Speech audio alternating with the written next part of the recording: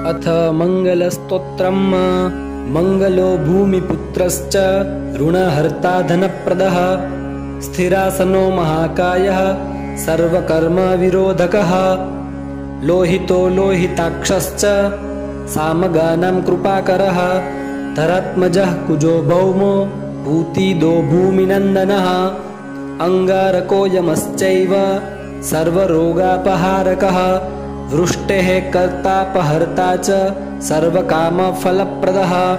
एतानि कुजनामानि नित्यं यः श्रद्धया पठेत्, ऋणं न जायते तस्य धनं शीघ्रमवाप्नुयात्।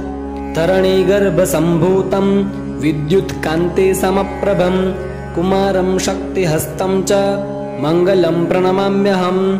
स्तोत्रमङ्गारकस्यैतत् पठनीयं सदा नृभिः, न तेषां भौमजा पीडा स्वल्पापि भवति क्वचित्। अङ्गारकमहाभाग भगवन् भक्तवत्सल, त्वां नमामि ममाशेष मृणमाशु विनाशय।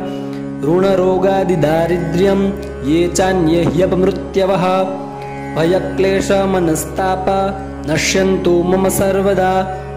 अतिवक्रदुराराध्य भोगमुक्तजितात्मनः, तुष्टो ददासि साम्राज्यं रुष्टो हरसि तत्क्षणात्।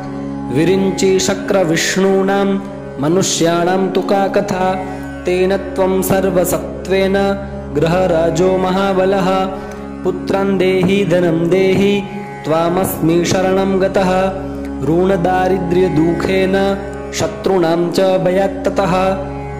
एभिर्द्वादशभिः श्लोकैः यस्तौति च धराश्रुतं, महतीं श्रियमाप्नोति यपरो धनदो युवा।